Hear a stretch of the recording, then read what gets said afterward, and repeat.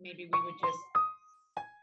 we would just have lunch together if if nobody appeared. So it's great that we have a handful of folks, and I have 3 more staff that may join us if they get the opportunity. So if and when they do, I'll have them introduce themselves.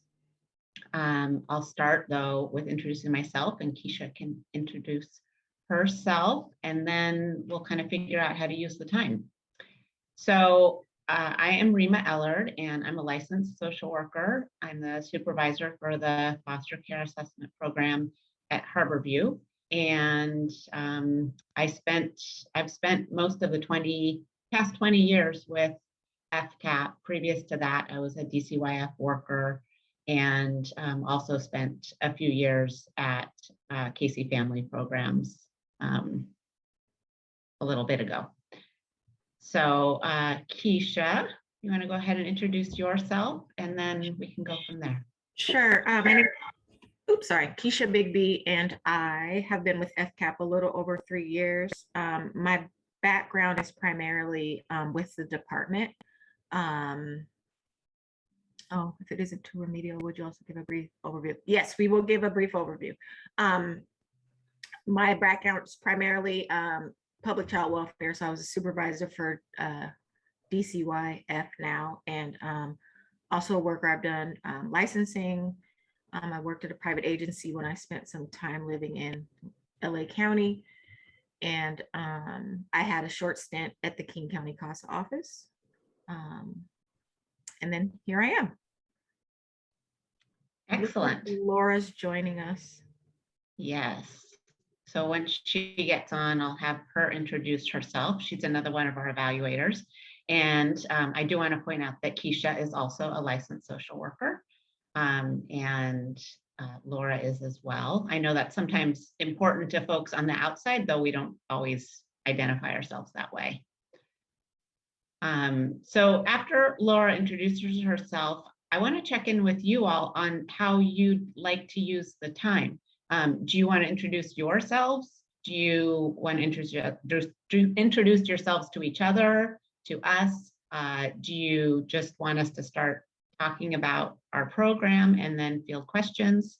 So if you have any opinions, maybe you can put it in the chat or just speak up after Laura introduces herself.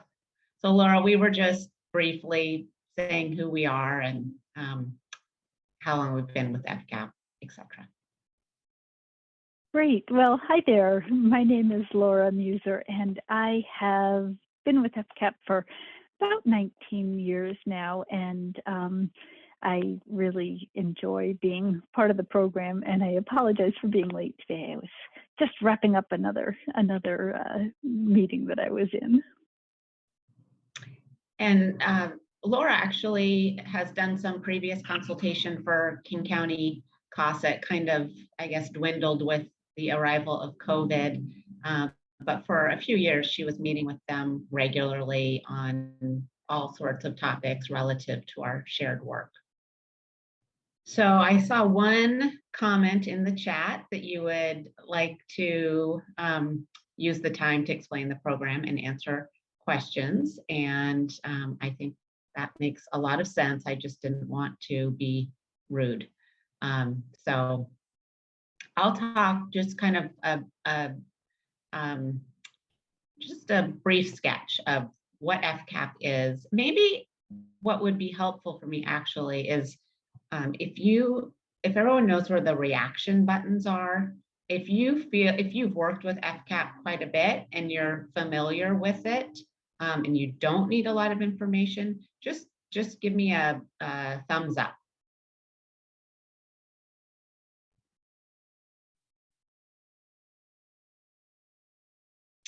Okay, so I am not seeing any thumbs up.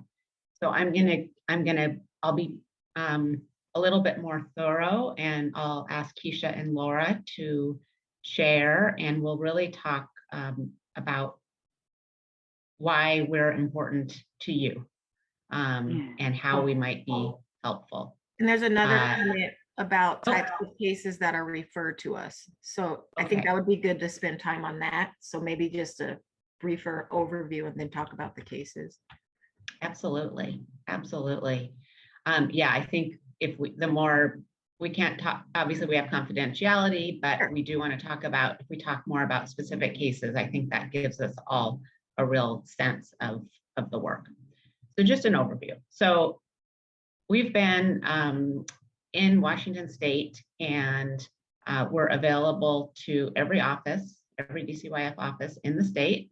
We've been around for over 20 years, and all of our work comes out of Harborview now. We work remotely, and so we serve all offices.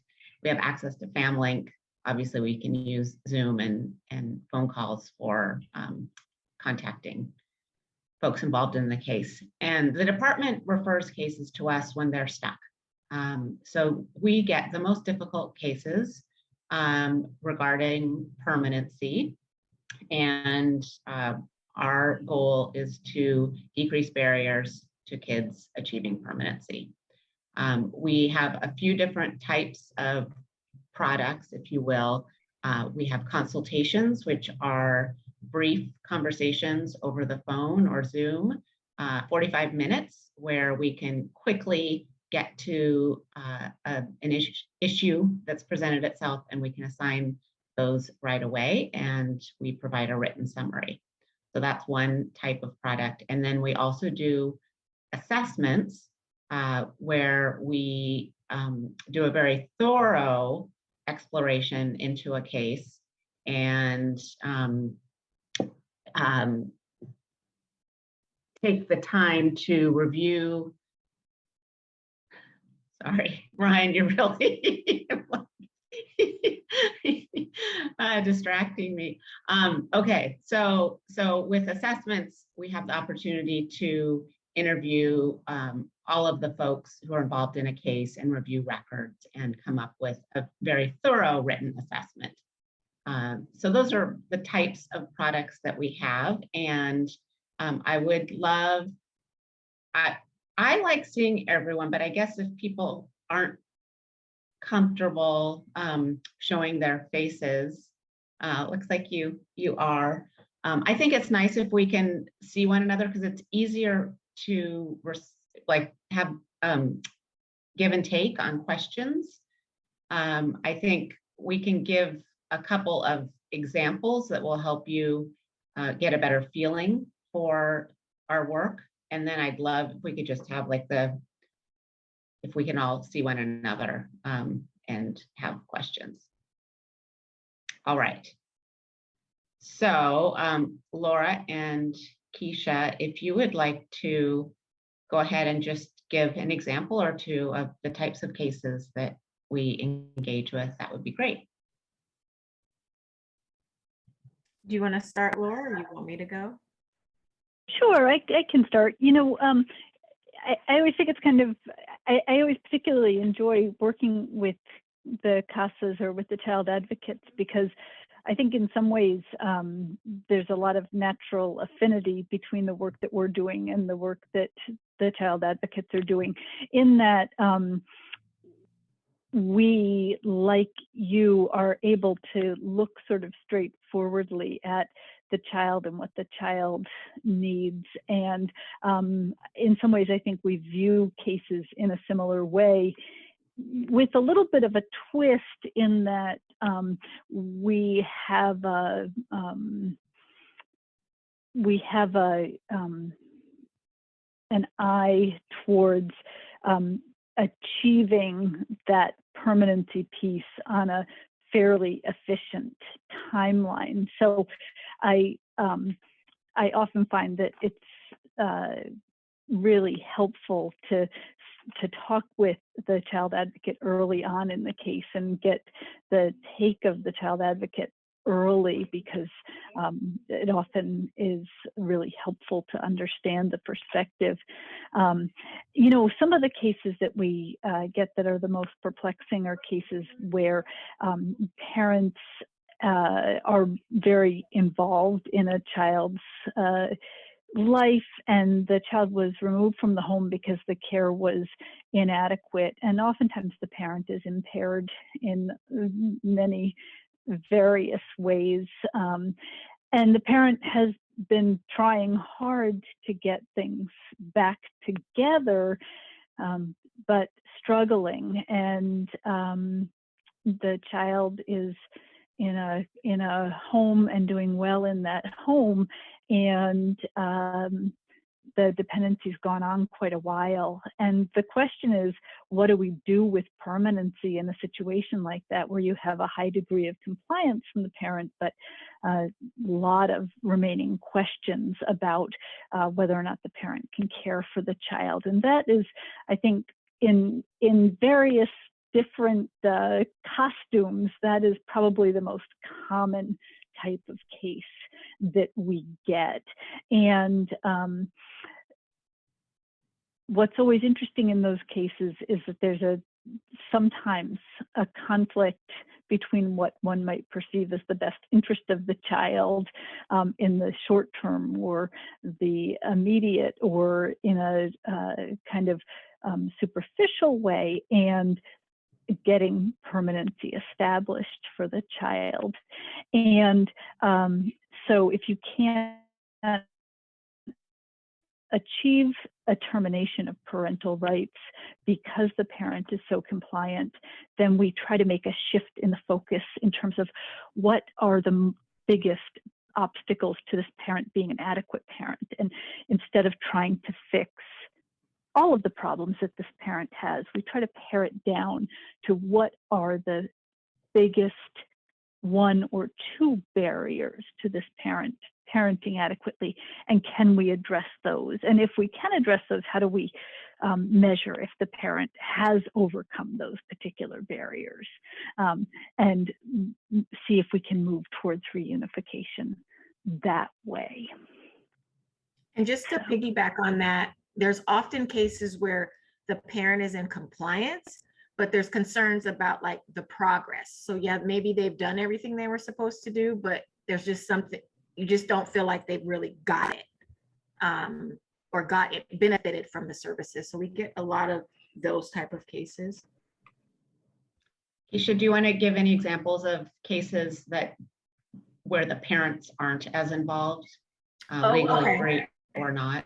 So I think the other cases we get a lot of are kids that have been like in a foster home, maybe for 2-3 years, and a relative may just pop up, and kind of weighing, you know, the pros and cons of those, or relatives with failed home studies that pop up, and the kids are, you know, in a home that's stable and they've been there for many years and may or may not have a relationship with the relatives. And that speaks kind of to what Laura was saying, like looking at the short term, like it could be difficult if the child were to move, but long term, we know that kids do better with relatives. So, you know, just kind of weighing those kind of things. And then we also get quite a few lately legally free adolescents who were just, they're just kind of languishing in care. So those are hard. They're really hard. There's never any great answer. They're not very satisfying, I guess, but I think we can provide a different lens at which to look at a child, which can be helpful for permanency. And then sometimes we'll just come up with, you know, out of the box thinking, new ideas, or we'll notice aspects of their treatment or services that aren't quite the right fit. Can you elaborate on legally free? Oh, sorry. Legally free adolescent situations. Understand there's confidentiality likely at play. So like kids who have been like in Ryther, and then as they get older, they go to another group care setting and they're legally free and there's no parents and they don't do well in foster homes, you know. So just really looking at where, you know, kind of wanting to set this kid up for life. I mean, at some point they're going to be 18. So sometimes we're looking even further than just a placement issue, but making sure they're connected and have the resources that they need as they grow, because there is a chance that they could age out. And sometimes they're involved with the criminal justice system. So there's a lot of different systems in play with that, and making sure they're, going to school and at least getting some type of education or independent living skills, things like that. I want to put on the hat that I sometimes wear when I'm doing the consultations or the sessions that I do with the evaluator, with the child advocates here locally in King County, and that is with those legally free adolescents that are having so much difficulty getting permanency established. One of the things that we do with a lot of our cases is to look at what are the interventions that are being offered to that adolescent or that child.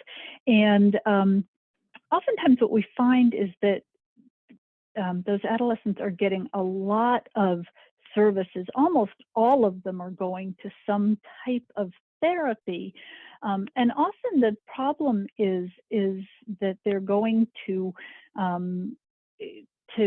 therapy where they're sent to either a local therapist who has a good reputation, or they're being sent to the local community health center, but they're getting a kind of non-specific or generic mental health therapy.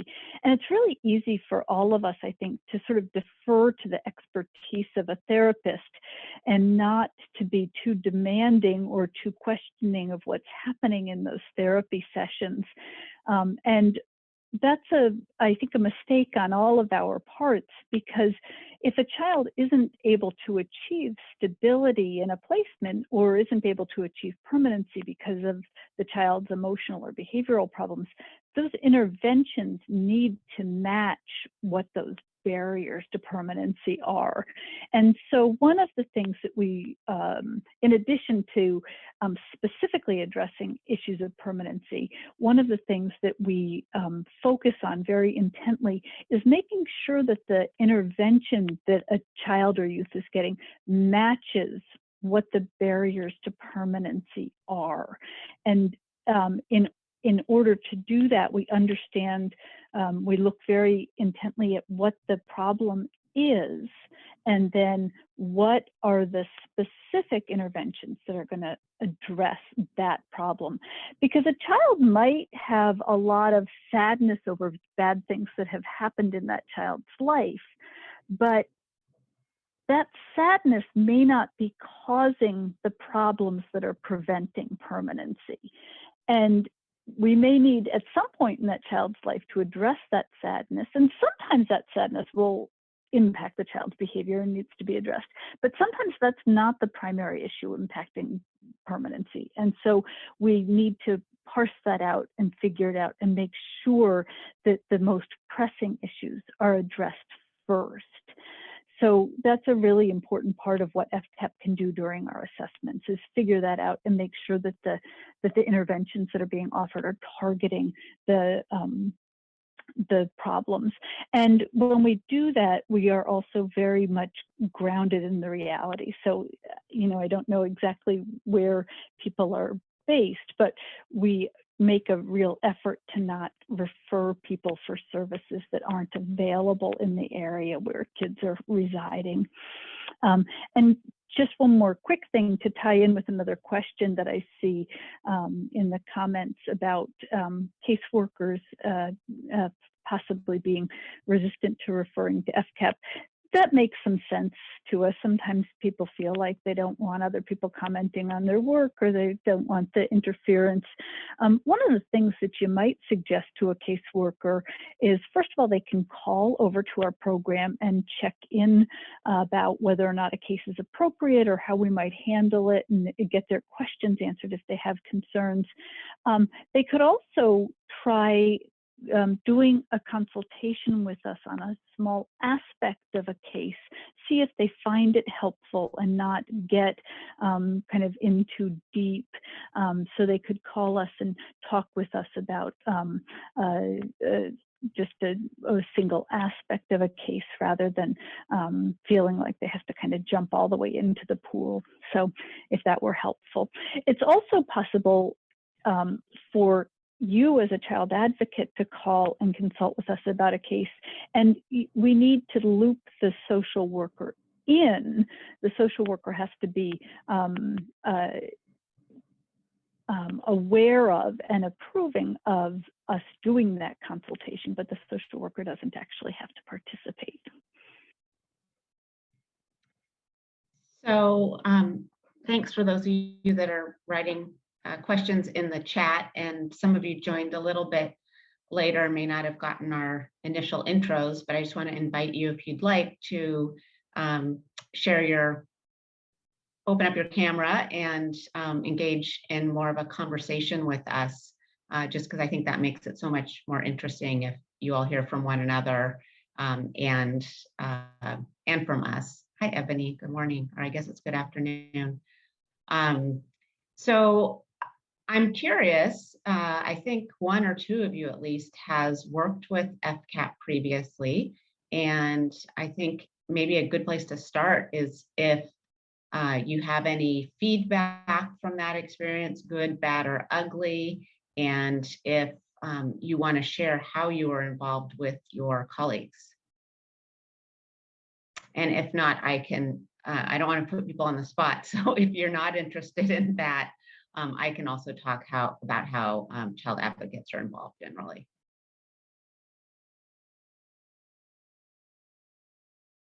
Sure. So question about sharing examples of recommendations that have come from a case assessment for a case that looked at compliance but not real progress. So, I would say an example might be that termination is coming up in 6 months, or is set for 6 months from now, and parents have participated in services, but folks really aren't seeing the change that they would want to see, that they believe would provide the capacity to care for their child. And we might lay out some really specific, behaviorally specific goals that we would want to see in that next 6 months. So we might recommend some changes to visitation. We might recommend a different parenting intervention or a different way of providing it. We might change the venue for visitation. We might recommend a different therapy for the child or the parent and the child together. It, obviously really depends on the case, but those would be the types of specifics that we would suggest as the case was waiting for a trial.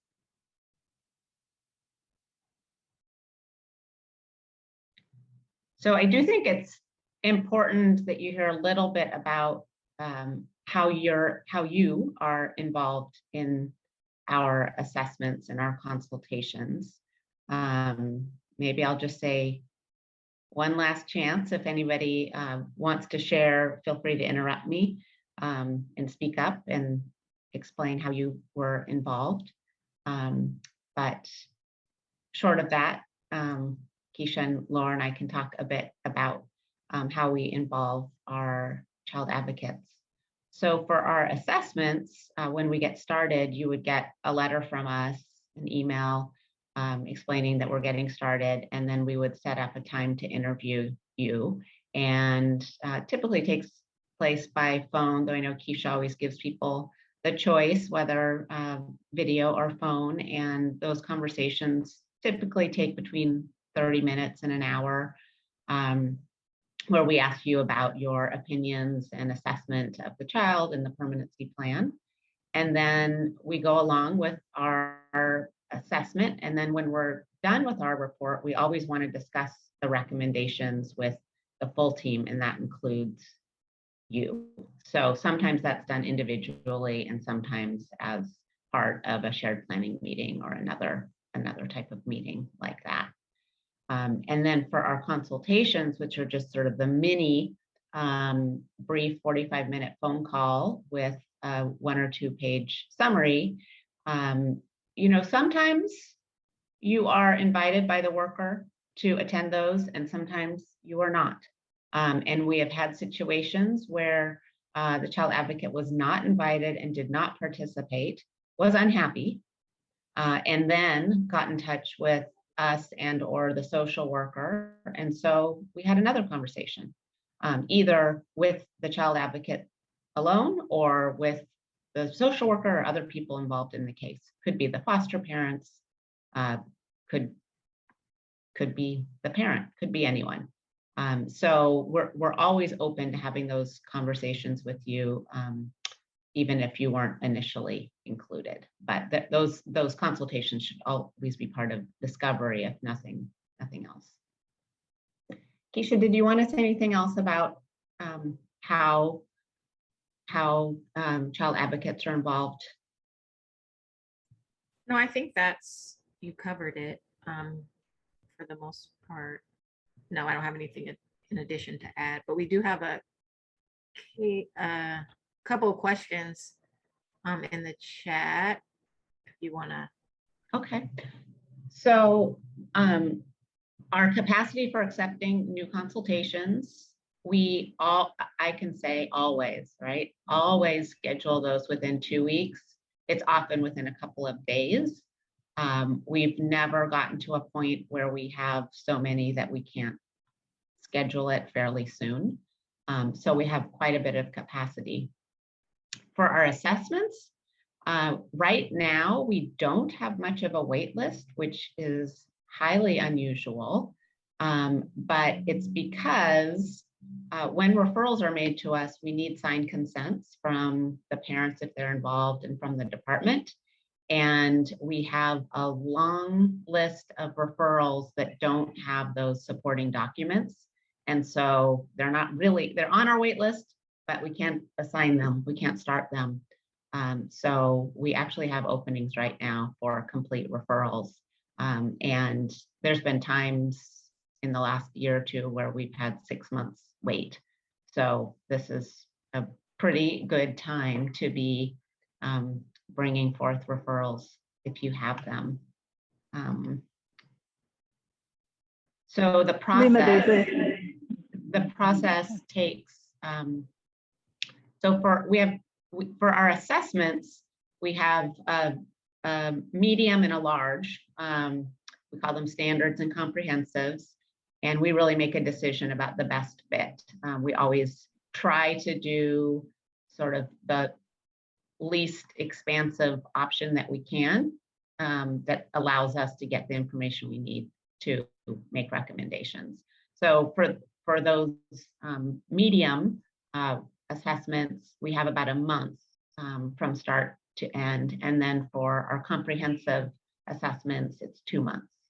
So hopefully if we get a case assigned pretty quickly, then it's about 2 months from the time that we receive the referral. Unfortunately, because of the wait list, there's often more of a delay.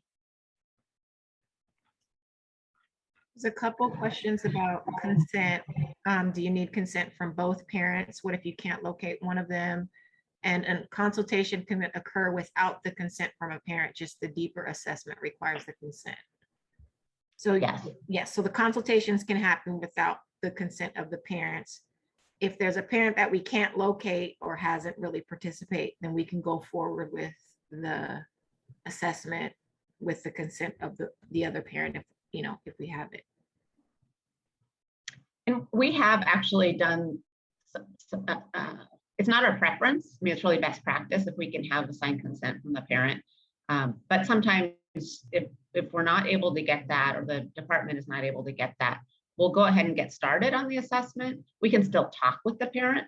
We can have a good long conversation with them about their case, and very frequently they decide in that process that they're comfortable with signing a consent, and then we're able to get that so that we can speak with their providers. And then Jeff had a question. In an instance where you have a prescribed list of recommendations, what's the process of putting those recommendations into force?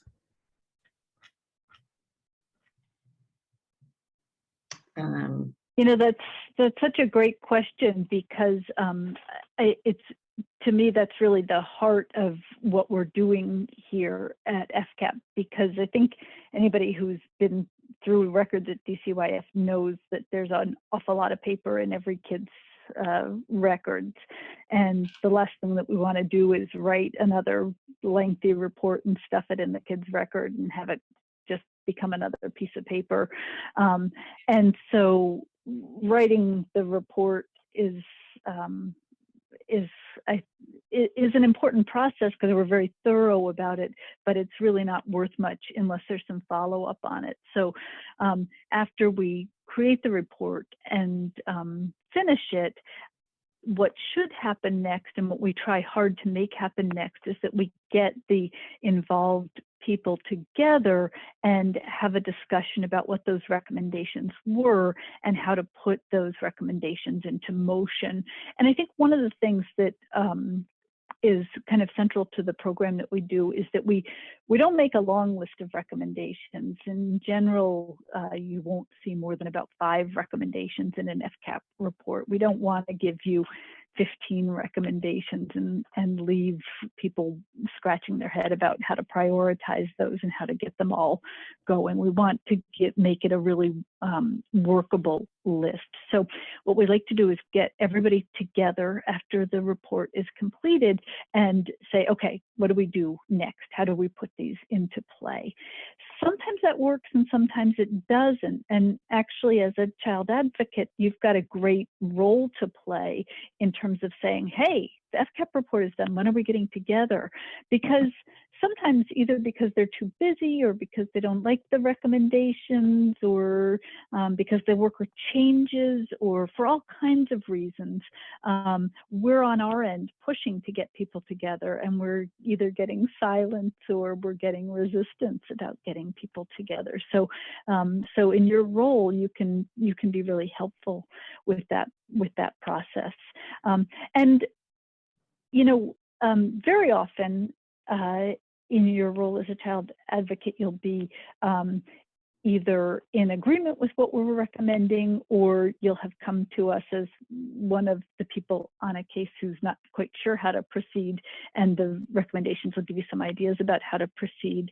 And other times you may really quite disagree with the recommendations, and getting together and talking about those, and even if you are really in disagreement with the recommendations, putting those out on the table and figuring out how to work with them is really such a helpful next step in moving the case forward. So, so that can be really helpful. And although typically we'll write the report, get people together, plan the next steps, and then we're sort of officially done, once we're familiar with the case, we can come back in that consultation role and continue to help moving the case forward if that's helpful to people who are working on the case. So Sheila asked, do you have counties who are not participating in this program? It seems like years since I have had one. Yeah, so Sheila, we do get a lot more of our referrals from the west side, but we've been working very hard to kind of build up our reputation on the east side. We're a statewide program. We're funded for the whole state, and we really want to be available to all of the kids and families. You know, if you've been around for a while, you probably know that Harborview hasn't always done the assessments statewide. And we had partner agencies who, you know, the retention of the evaluators was more challenging. And so the quality wasn't always as phenomenal as I will say our current evaluators are. And, you know, I think there's some people that kind of remember that. But we're really working on building up a new, useful, helpful reputation for Eastern Washington. And we actually, I did a presentation a bit ago, and one of the child advocates near Spokane just made a referral. She did it herself with the approval of the social worker and supervisor, who just said, we don't have time to do it, go ahead.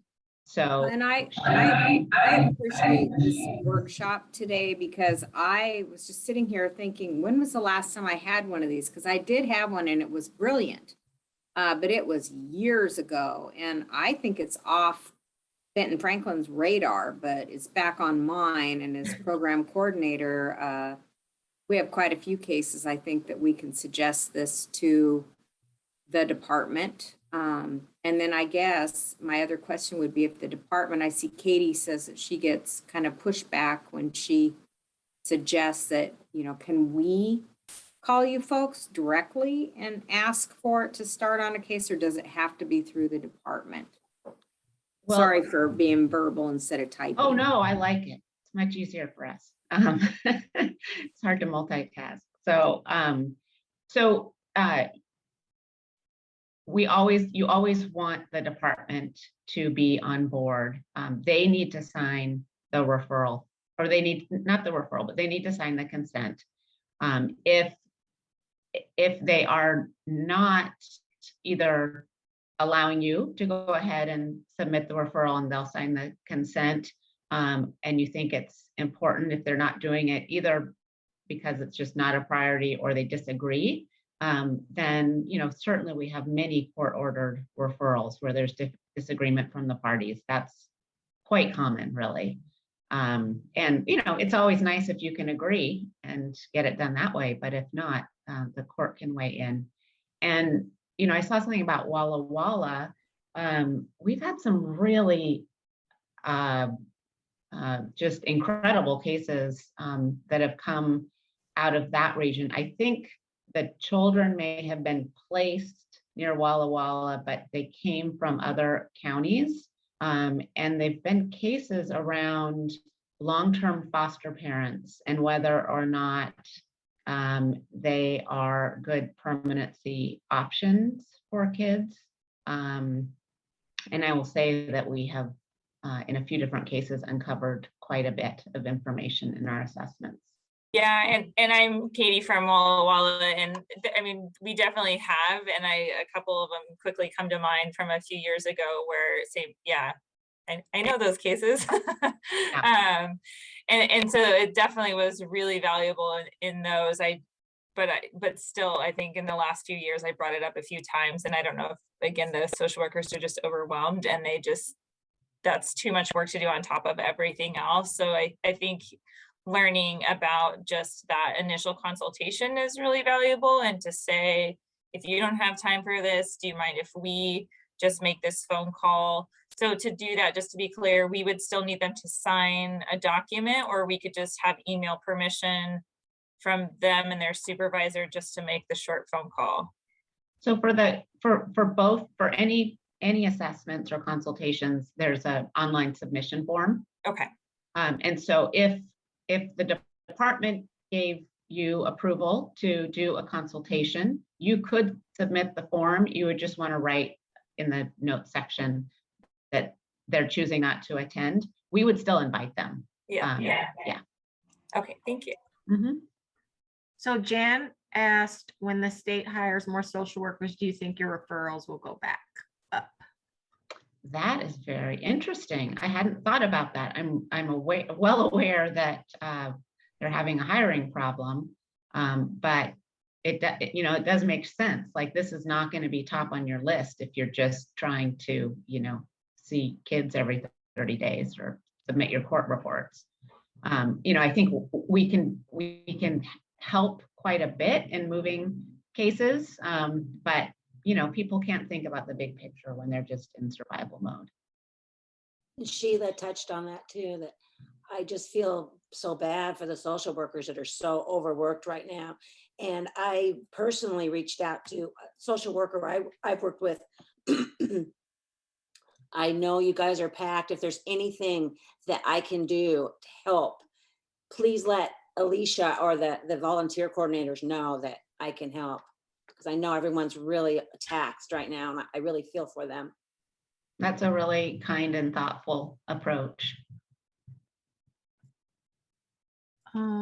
Erin's sharing that she's had several cases with FCAP involvement, and it's been very helpful. FCAP is currently working on one of my cases. Thank you for doing what you do. I appreciate it. Oh, Thank you. thanks, Erin. It's nice to hear. So Rima, seeing as how your kind of case flow ebbs and flows, so to speak, will you let us know when like you're, hey, we've got enough kids, like the bathtub's full, like, because we hear that, right? And it's funny how, I think we were discussing that earlier, but like something that you guys may have been at capacity 2 or 3 years ago, but that trickles out through the network that FCAP is full, they can't do anything anymore. So Yeah. Another thing that we've started doing is when we get referrals for assessments, and especially if we have a long wait list, we'll offer a consultation. And so while waiting, if it's going to be 2, 3, 4, 6 months before you have a complete assessment, at least we can kind of get people going prior to that. And we found that really useful because sometimes we'll make a recommendation in the consultation that gives us some additional data when it comes time to make permanency recommendations in the assessment. What else do you have out there? You know, I just want to follow up with you as well, Ryan, is that the list does ebb and flow, and it's never static, so that if there's a time when you feel like if there's a time when anybody feels like an FCAP assessment would be helpful, don't hesitate to call or email us and say, what's it looking like right now? Because we can get back to you about that pretty easily. So, you know, there wouldn't ever be a long period of time where it's like, we're full, there's no use referring it. It's always in motion. Yeah, that's true.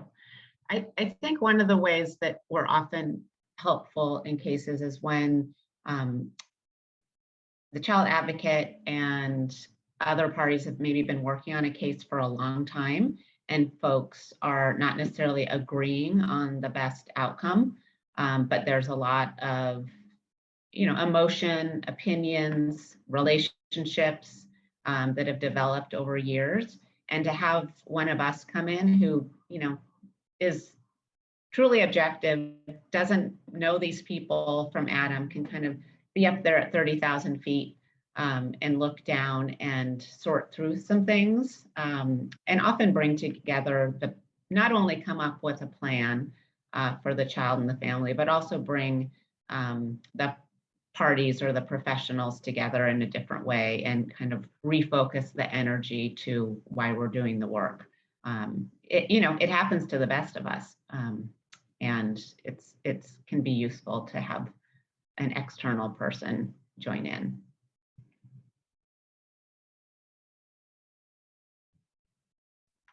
So we have about 15 more minutes. Are there any other questions out there? what kind of cases do you not accept? Easy ones. I mean, I think we sometimes will get a case where it really feels like people are just wanting kind of a rubber stamp. Maybe it's going towards termination and wanting something from court. And I'm not saying that we wouldn't do it. We might steer it towards a consultation as opposed to an assessment because you know, we're a contracted program. We have limited capacity. We can only do a certain number of assessments per year. And if we do it on, you know, an easy case, then we're not providing it for a more complicated case. And really, we want the resources to benefit the most challenging situations. I don't know, Keisha, Laura, do you have thoughts about bad referrals? Once in a while, we'll get a case where there's a legally free child and the social worker will say, you know, I just want you to kind of summarize this kid and his history. So for adoption recruitment, there's kind of a summary document describing this kid that's easy for potential adoptive parents to review and get a handle on this kiddo. And that would be great, but that would be a really different program than what we're running. Yeah, and the kids are dependent. We don't do generally kids in shelter care still. Yeah, consultations. we can do. Consultations, Yeah, yeah. not assessments. Yeah. So I've told you guys this before too, but I refer to you all as super social workers. And I would love to hear what are the cases from each of you that you're most proud of? Oh, wow, Ryan. That's a great one. Keisha, Laura, are you interested in going first? Well, recently I had a case. I don't know if I'm most proud of, but it was everything just fell into place and happened so fast. It was like, what happened? And so I had a little guy, and he was placed with a foster family, and he had relatives who were willing to take him, but there was just so much conflict, and the foster parents and the relatives didn't have a great relationship, and it just became so convoluted with like all these dynamics. And he was visiting this grandma, and he was visiting someone else, and it was just overwhelming and too much for him. But there was really no barriers or reason why the child shouldn't be with his relatives. And so I recommended reunification, and not reunification, but placement with the relatives who wanted to adopt. He was legally free, and he was young. He was like 3 or 4. And the next day he was moved. And I was like, how did that happen? And the worker just timed it to file the motion like immediately after she got the report. And he was moved, and he's with family, and he's thriving and doing well. It's great when our recommendations are followed so quickly. Almost never happens, but. Laura, would you be interested in sharing a case?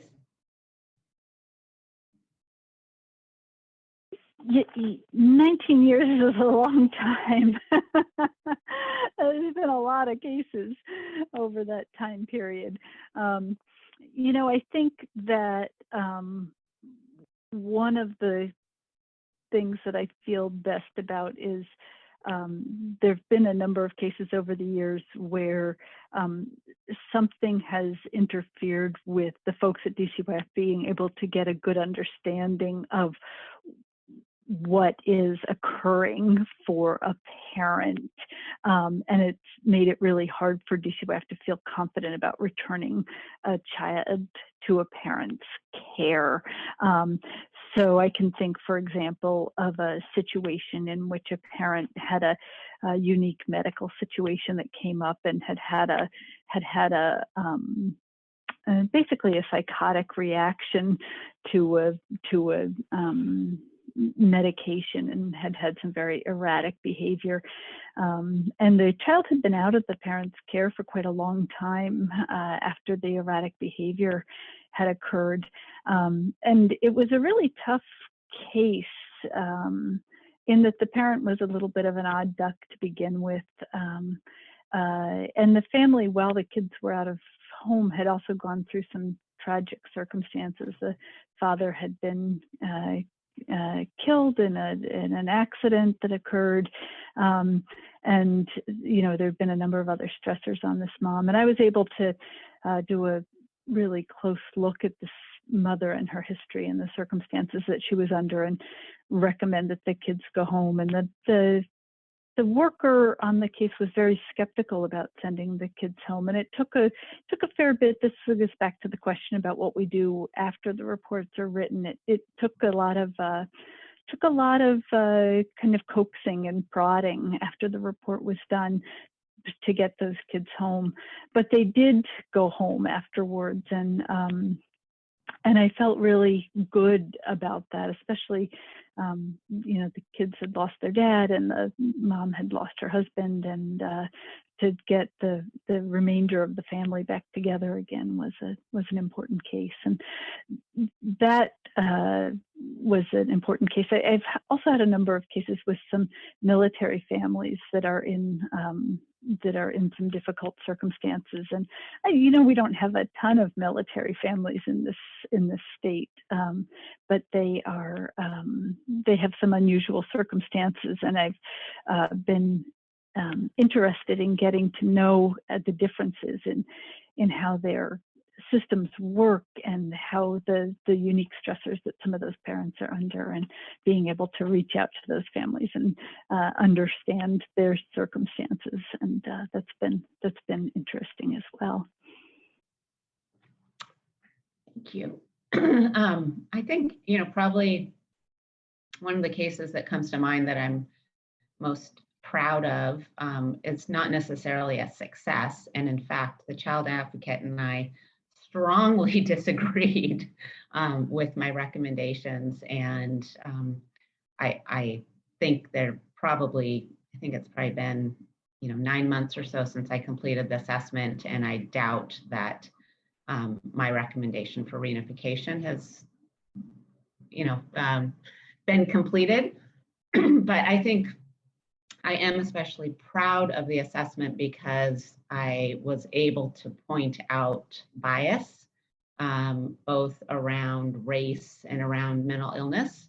And I think even if I wasn't successful, I think I was able to point it out in a way that people heard and paid attention to. And so that was satisfying. And hopefully, we're working to change the lives of individuals, but we always hope that our work is a bit more expansive. And maybe when a worker or a child advocate is learning about a component in our assessment, our analysis, that they can then share that with other cases or carry it over to other work.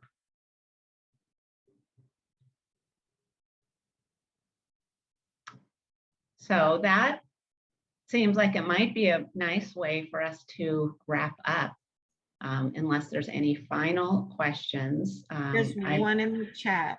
Okay. Kaylin asked, well, Jan said, good point on bias. And then Kaylin said, what are some of your favorite ways or things you look at to increase movement in stagnated cases or stalemates? Great question. Well, I think one thing that you look at is bias. I mean, because sometimes that will just stop everything, because people can't get past something that has happened. And it's not just racial bias. It could be the poverty is impacting things. I mean, just people can't look beyond those things. And sometimes pointing that out is helpful. Yeah, I would agree. I mean, bias impacts every case we ever see in child welfare in some way.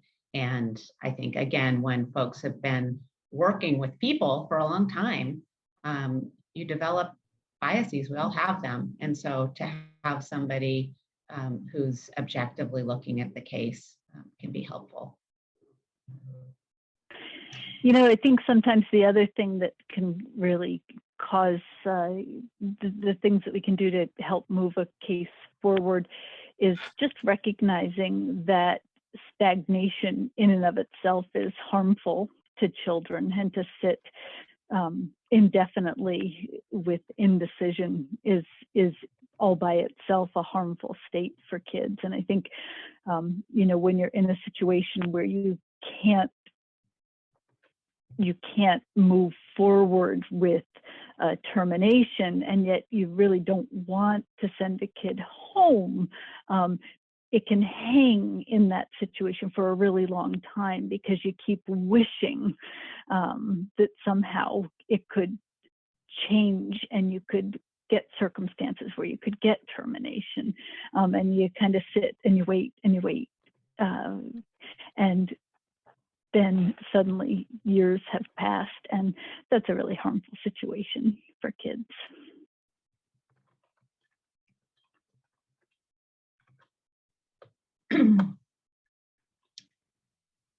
So I've included our website and email address in the chat. I'm thinking Ryan probably has some other place that he can put it when the chat disappears. Great. So we look forward to working with you all, and maybe we'll get some new assessment referrals or consultations in the near future from you all. But if not, we look forward to coming across you in our work going forward. Thanks, Rima. Thank you so much. Thanks. Bye-bye.